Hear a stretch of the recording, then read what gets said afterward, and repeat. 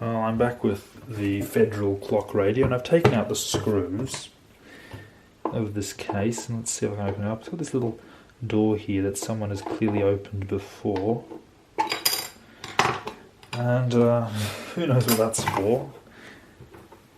Can't be for the cord. I don't know what that's about, but let's see if the radio comes apart or not. Yep, here we are. Maybe that's what it's for, so you can push it out. I don't know. There we go, very basic looking. Now the clock worked, so there's not really anything to do with that, any need to do anything with that.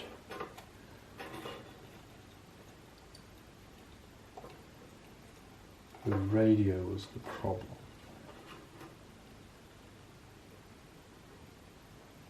Doesn't appear to be anything obviously wrong.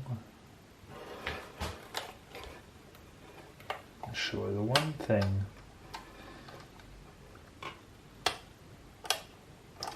that could be the problem is the switch itself, because it's supposed to have 3 positions, I thought, but it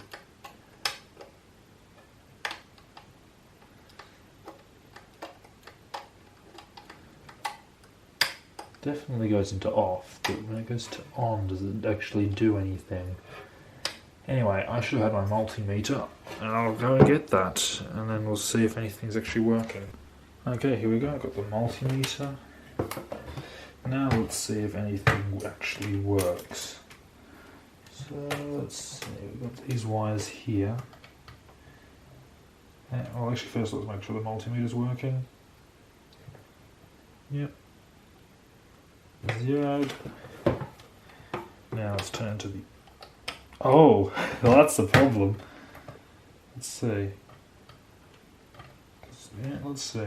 Yep, those wires, they're not corroded or anything because I can get contact. No contact. Well, no connection. Yeah, there's no connection. Turn on. Let's see. Oh, now it's working. So now the switch is working.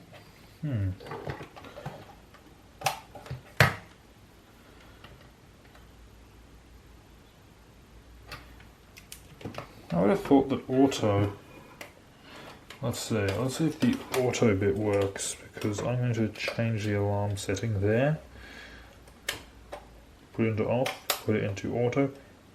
It clicked there, but it wasn't doing that. I only did that once or twice. Most of the time it wouldn't click, so I don't know what's going on there. We've got no connection. It could be that's the alarm setting, but I don't know. But let's see, as I turn the alarm dial. I don't know if you can see, yeah, you can see the meter.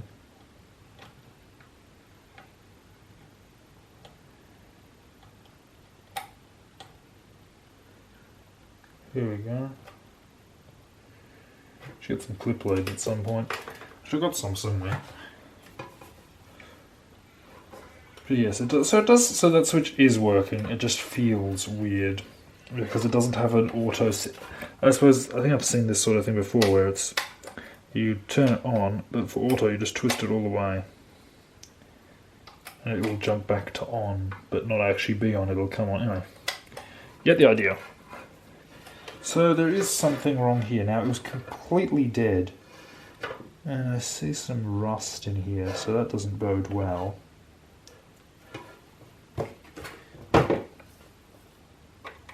I'm probably going to do a much finer screwdriver than that. Or at least somewhat finer screwdriver. Oh no, here we go.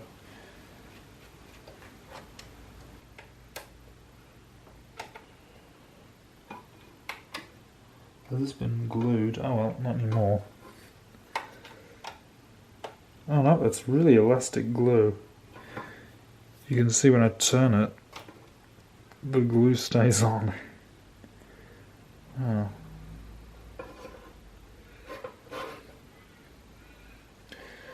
Yep, I'll just scrape it off then. Never mind, let's see if I just twist it. There we go.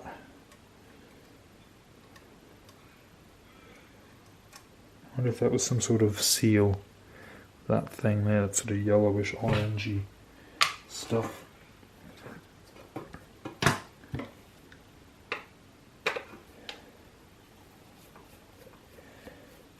Actually, I won't do that one. Oh. How am I supposed to get that one off? That screw is under the little transformer. What? Why? Why would you do that? Oh, this one has to go first. I'll use a smaller screwdriver because I'm going to need one to get to that one. Oh, wait, do they damage the trans? That's terrible design.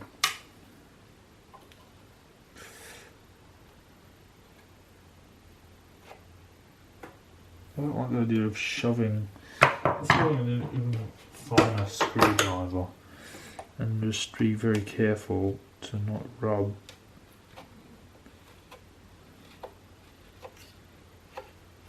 I'll just make sure that this is the only thing apart from. Oh!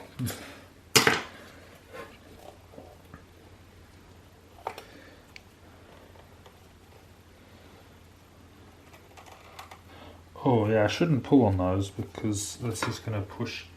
I'm going to be pulling right on the board because there's nothing else between that.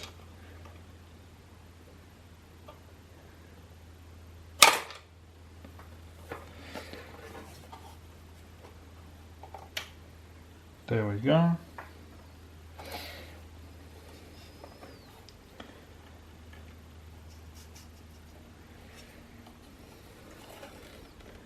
It's not really anything to push against, isn't there? Yeah, there's nothing. That's an.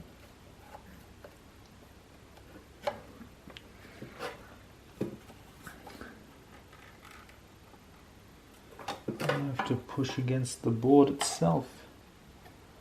I don't know. I'm just going to push here and hope that I can. I suppose, yeah. Why am I surprised this is a bad design? It's a cheap radio.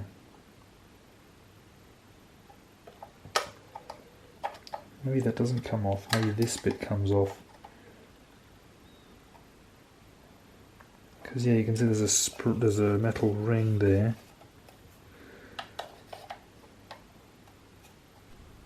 So I think I've figured out the problem.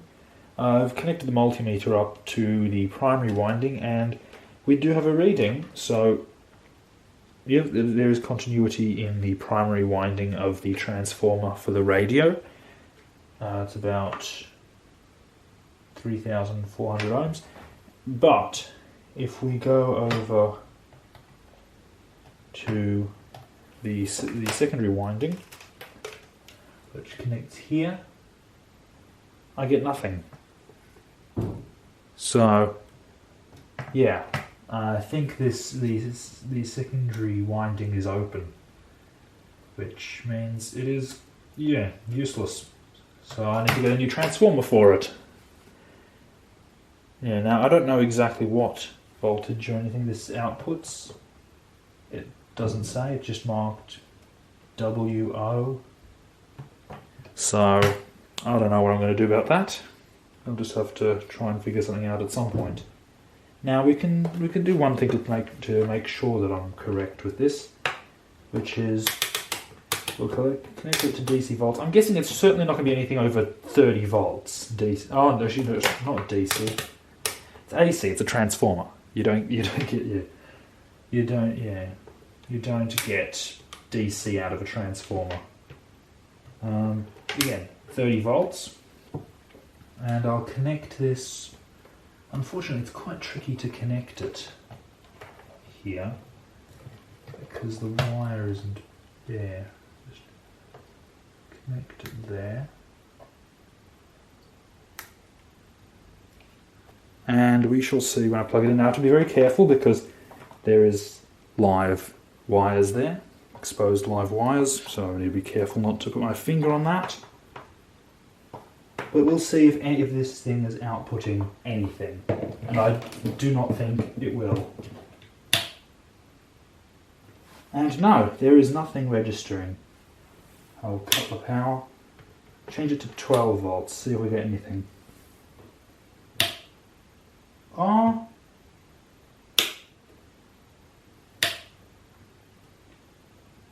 According to this meter, I am getting, let's see what is it, it's in 12 volts. I am getting 0.1 of a volt out of this thing.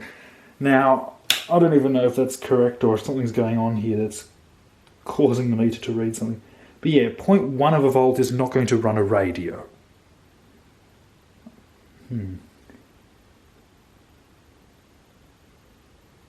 Yeah. So, make sure I unplug it, but it's turned off. This is, yeah, dead. That is why only the clock works. The clock is just direct. I think I mentioned that already. Yeah, the clock is just direct from the AC power, whereas the radio, yeah, needs a lower voltage and then converts it to DC probably. Well, actually, yeah, it will. But yeah, the transformer has failed, and there's a bit of rust on one side. No, that's just on the screw, so that shouldn't, I don't know. For some reason this transformer has failed, and I need to replace it at some point. But that's probably not going to happen anytime soon, because I don't even know what voltage it exactly needs, and I do not have any spare transformers. But I'll keep an eye out for any, and maybe see if I can find some information on exactly what voltage this radio would be. I'm thinking it's, I don't know, it's not really marked or anything, but it looks like it's just a standard sort of pocket transistor radio style thing. Well, it might be marked, maybe on the other side. No, I do not see anything, so... But I don't know, I'm guessing that would... What, normally they're powered with a few AA's or something, so... 3 volts, 6 volts, maybe you use a 9 volt battery. Or maybe use one of the obsolete ones, I don't know. But yeah. So, yeah, not something I can fix at the moment. For a very plasticky radio that looks like it was probably on the cheap side even when it was new, it does have a nice feature. It uses metal thread screws, which screw into metal, threaded metal posts, as opposed to having just screws going straight into plastic. So that's quite neat.